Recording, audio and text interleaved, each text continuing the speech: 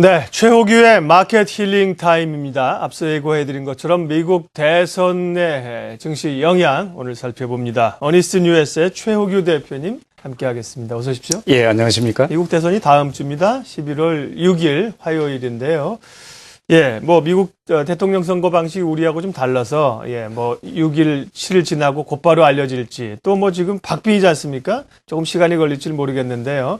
지금은 굉장히 박빙이고 지금 나오고 있는 고용 지표 이런 것이 막판에 중요한 변수가 될 거라는 거죠? 예, 과거 사례는 그랬는데요. 네. 저희가 사실 그걸 예측하기는 많이 힘든 부분이 있죠. 자, 예. 그렇지만 여러분께서 아시겠지만 미국의 그 동부연안의 큰 주들이 있죠. 여러분 잘 아시는 펜실베니아나 오하이오주나 아니면은 노스캐롤라이나 아니면은 플로리다주 같은 4개 주가 경합주이죠. 그런데 이제 선거인단 수가 제일 많은 곳이 플로리다고요. 오하이오주, 그다음에 펜실베니아가 많고 이런데 지금 박빙이 이어지고 있는 부분이 오하이오주하고 플로리다주가 누가 점유하냐에 따라서 결과가 상당히 달라지는 그런 부분인데요. 역시 누가 당선이 되더라도요. 우리가 이제 이런 어떤 부분은 역시 선거 전에 이미 주가에는 반영이 된다. 이런 부분을 여러분께서 느끼시고 투자 전략을 임하시는 부분이 중요한 것 같습니다. 왜냐하면 대부분 분들이요.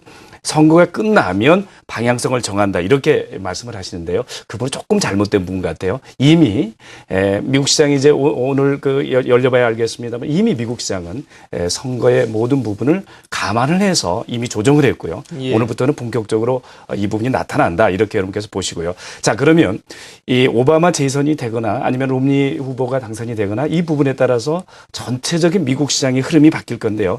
잠깐 표를 보면서 여러분 한번 보시죠. 자, 오바마가 재선이 될 때는요, 여러분 쭉 보시게 되면 정부 개입이 중시가 되고 우보 개혁이 되고 신생에너지를 육성 정책을 쓰고요. 금융계획 법안이 계속 유지가 되고요. 자, 그래서 이 수혜 업종이 어떤 거냐? 역시 제네릭 의학이나 신생에너지 쪽이 될 거다. 이렇게 표현이 되고 있고요. 자, 롬니 후보가 당선이 되면 작은 정부, 개인 의보, 화석에너지 내지는 원자력 에너지, 금융계획 법안이 폐지가 되는 걸로 보기 때문에 수혜 업종은 원자력이나 자원개발 쪽으로 유지가 될 거다. 이렇게 표현할 수가 있겠고요.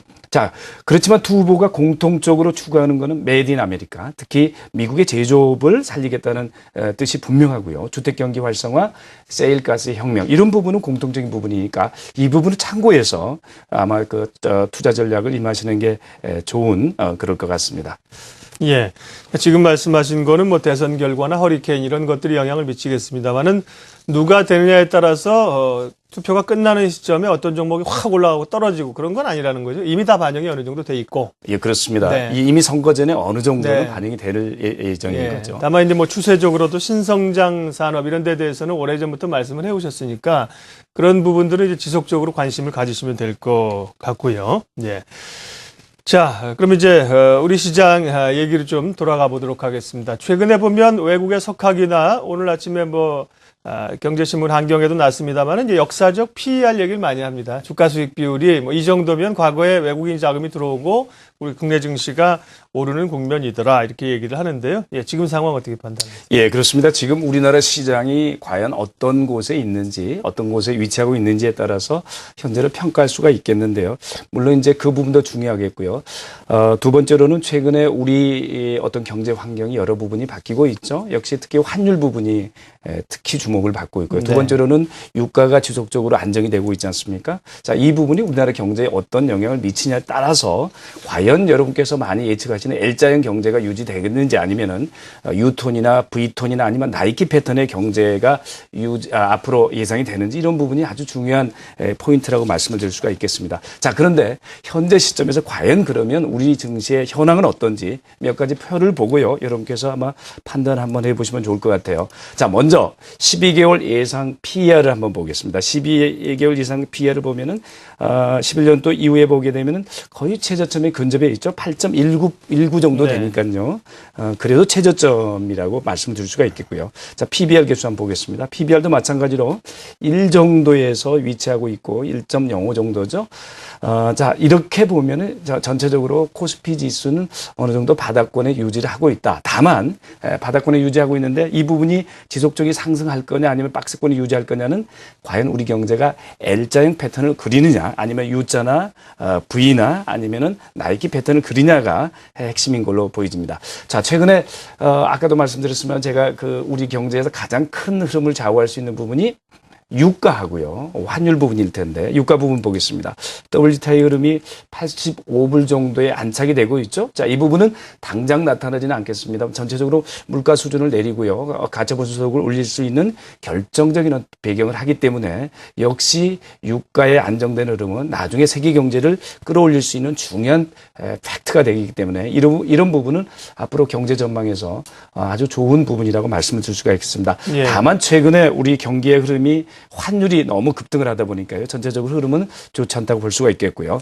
또 하나 최근에 이제 외국인 매매의 패턴과 기관 매매 패턴 한번 보겠습니다. 자, 8월 24일 날이 외국인들이 본격적으로 한국 주식장을 샀던 곳인데요. 샀던 시기인데요. 자, 8월 달부터 9월 달 말까지 보게 되면 외국인들이 약 3조 정도 샀고 코스닥에서 1,100억 정도 샀고요. 기관에서는 6,600억을 팔았고 580억을 샀는데요. 자, 그 다음 표를 한번 보겠습니다. 8월 24일에서 10월 말까지 표를 보게 되면 외국인들이 약 3조를 샀다가 1조 2천억을 팔았고요. 코스닥은 오히려 더 샀죠.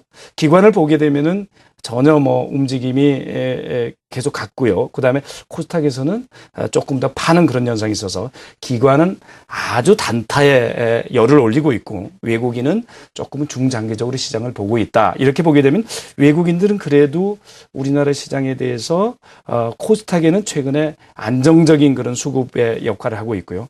코스피는 풀앤푸시 전략을 하고 있는 이런 현상으로 볼 때는 전체적으로 이제 가장 중요한 부분이 우리나라 경제가 앞으로 L자가 되느냐 아니면 V나 U턴이 되느냐 이 부분이 핵심인 것 같은데 산업의 전체 흐름은 역시 이익이 편제되고 있죠. 현대자동차나 아니면은 삼성전자 같은 부분에 편제가 돼 있어서 전체가 경제가 회복되기는 상당 부분 어렵다고 보기 때문에 어떤 부분에서는 바닥이 돼 일종의 박스권을 유지하지 않을까 이렇게 예측을 하고 있습니다. 네, 유가 얘기도 하셨고 환율 얘기도 하셨고 환율은 이제 급등이라고 하셨는데 급락인 거죠. 원화가 급강세인 거죠. 예. 저도 말하다 보면 이렇게 말이 헛나갈 때가 있습니다. 정정해드리고요. 자, 애매해요. 전략이 말이죠. 이게 뭐 앞으로 나가기도 어렵고 그렇다고 뭐 뒤로 발을 빼자니 또 많이 밀리지 않고 슬금슬금 반등도 나오고 중소형주를 하려고 하니 이 코스닥이 상당히 기가 꺾여 있고 대형주를 하자니 아직까지는 확신이 못 들고 말이죠. 예, 어떻게 전략 세울까요? 예, 앵커분께서 말씀하셨지만 최근에 굉장히 어려운 부분이죠. 자, 그래서 박스권이 나타나는 부분이 아닌가. 어떤 부분은 어떤 분들의 예측가들이 이런 말도 하는 것 같아요. 슈퍼 박스권이 나타날 거다. 이렇게 표현하는 분도 계시는데요. 역시 어제 유럽 시장은 상승을 했죠. 예, 유럽 시장이 상승을 했고 미국 시장도 상승이 예측되는 그런 상황이 되고 있고요. 역시 그래서 저는 그 미국 그 선거가 일주일 남았습니다만 일주일 전에 이미 미국 시장은 어느 정도 반영이 돼서 상승을 하는 것이 아닌가 이렇게 예측이 되고요. 따라서 아까 조금 전에도 제가 그 차트를 보고 말씀을 드렸습니다만은 전체적으로 밸류에이션 상으로는 바닥권이 유지가 되기 때문에요. 코스피에서는 단기적으로는 매수 전략이 오를 것 같고요. 자, 그런데 매수는 어떤 포인트를 가지고 해야 되느냐가 중요한 문제인데요. 그 부분은 역시 가장 최근에 어닝을 기록하고 있는 IT와 자동차 중심으로 매수하는 전략이 필요하겠습니다. 왜냐하면 단기적으로 많이 빠졌는데요. 그 부분의 산업이 올라올 수 있는 보장이 상당 부분이 어렵기 때문에 이 부분에 관심을 가질 필요가 있겠고요. 마찬가지로 코스닥은 그 성장주 중에서 최근에 제가 말씀드린 바 있습니다만은 그 슈퍼 성장주. 우리가 이제 어제도 제가 말씀드렸죠. 90년도에는 역시 통신혁명이 일어났고요. 2000년도에는 소위 PC 기반으로 인터넷 혁명이 일어났지 않습니까? 2011년 이후에는 모바일 혁명이 일어나고 있습니다. 이 혁명이라는 거는 조금 바뀌는 게 혁명은 아니죠. 예. 엄청나게 많은 변화와 특히 상거래 변화 아니면 구매 패턴의 변화 어떤 생활 문화의 변화까지 일어나기 때문에 이 모바일 혁명은 2년 안에 인터넷 혁명에 보다 더 슈퍼 파워를 발휘한다고 그래요. 따라서 여러분께서 코스닥 성장주를 택할 때는 이런 어떤 빅뱅이 와 있는 모바일 관련 그런 주식들이 가장 유망하다고 저는 예측을 하고 있습니다. 예, 최호규의 마켓 힐링 타임. 코앞으로 다가온 미국 대선과 또 결과들, 국내 증시 수급 영향까지 짚어봤습니다. 어니스트 뉴에셋 최호규 대표님 함께했습니다. 고맙습니다. 예.